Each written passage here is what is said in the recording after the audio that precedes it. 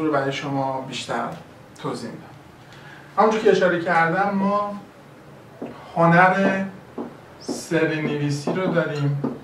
این هنر سرینویسی اوایل قرن 20 وارد یک مرحله جدیدی شد و تبدیل به علم سرینویسی شد با ارائه مقالات شما.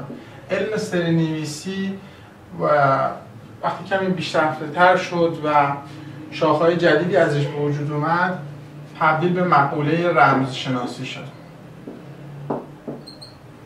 مقوله رمزشناسی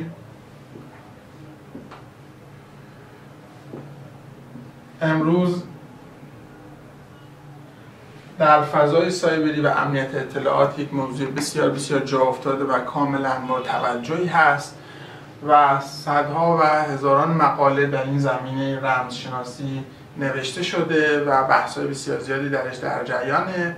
نسل‌های مختلفی از رمزشناسی به وجود اومده که ما در این سلسله بحث‌هایی که در نظر گرفتم راجع بهشون صحبت می‌کنیم. اما بحث رمزشناسی یک بحثیه که به صورت پایه‌ای هستش. بحث رمزشناسی ترکیبی از رمزنگاری و رمزشکنی.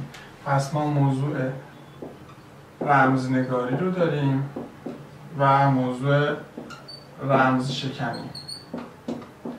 در متون انگلیسی واژه رمزشناسی با واژه کریپتولوژی شناخته میشه، با واژه کریپتولوژی شناخته میشه. رمزنگاری با کریپتوگرافی شناخته میشه و واژه رمزشکنی با کریپتانالیسیس و واژه رمزشکنی با کریپتانالیسیس شناخته میشه. اینا بسیار مهمه چون تو تبدیل متون از انگلیسی به فارسی و بالعکس این واژه ها نقش بسیار مهمی دارن. موضوع رمزشناسی به این دو شاخه تبدیل شده. پس برای تعریف رمزشناسی عمدتاً رمزشناسی رو مجموعه از رمزنگاری و رمزشکنی میدونن. پس در تعریف رمزشناسی ما میگیم رمزشناسی مجموعه از رمزنگاری و رمزشکنی.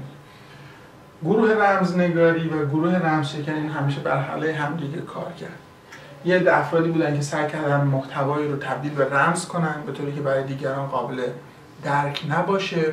یه عده افرادی بودن سعی کردن اون محتوای رمز شده رو بشکنن، کلیدش استخراج کنن، محتواش استخراج کنن. به موازات این رقابتی که وجود داره، این دانش رمزشناسی، رمزنگاری و رمزشکنی هم رشد کرد که ما الان به دسته‌بندی‌های بعدیش میرسیم. اما بحث رمزنگاری تعریفش علم و روش سری نوشتن هستش. یعنی ما در بخش رمزنگاری مطالعه و روش‌های سری نوشتن رو پیگیری می‌کنیم و در بحث رمزشکنی مطالعه و روش‌های استخراج پیام رو، استخراج کلید رو پیگیری می‌کنیم. پس تعریف رمزنگاری میشه مطالعه و روش‌های سری نوشتن. در بحث رمزشکنی تعریف میشه مطالعه و روش‌های استخراج و پیدا کردن، آشکار کردن پیام و دست یافتن به کلید. رمزنگاری برای اینکه خب یک علمه و هر علمی باید تبدیل بشه به یک فرایندی و اون فرایند تبدیل بشه به یک سری اجراءات، یک مسیر رو طی کرده. خب ما در بحث رمزنگاری میپرسیم که قراره چی کار کنیم؟ در بحث رمزنگاری ما کارمون رمز کردنه. پس ما قراره رمز کردن رو انجام بدیم. خب ما قراره رمز کردن رو انجام بدیم. اما چه چیزی رو میخوایم رمز کنیم؟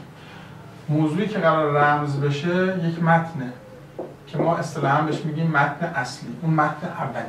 خیلی خوب. پس بهتره که رمز کردن رو اینجا تعریف بکنیم. رمز کردن، قبل از اینکه تعریفش رو بگیم، واژه انگلیسیشو می‌نویسیم. رمز کردن اصطلاحاً به عنوان سایفر شناخته میشه. سایفر، رمز کردن. رمز کردن تعریفش میشه در جستجوی روش‌های سری نوشتن. پس ما اینجا مطالعه میکنیم روش‌های سری نوشتن رو، ولی در اینجا در جستجوی روش‌های سری نوشتن هست. خیلی خوب، ما رمز کردن در جستجوی روش‌های سری میخوایم یک متن اصلی رو رمز کنیم. این متن اصلی تعریفش چی میشه؟ قبل از تعریف باز واژه هاشو می‌نویسم. معمولا متن اصلی به عنوان clear text یا حالا این دو عنوان معمولا به کار میاد، یا اینکه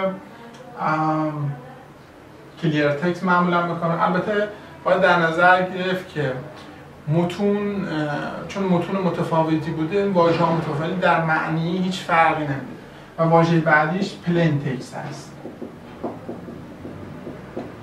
این دو واژه معنی متن اصلی رو میده. تعریف متن اصلی چیه؟ متن اصلی اون پیامیه که ما می‌خوایم برای شخص خاصی بفرستیم و تمایل نداریم افراد غیر مجاز از اون اطلاعی داشته باشه. خیلی خوب.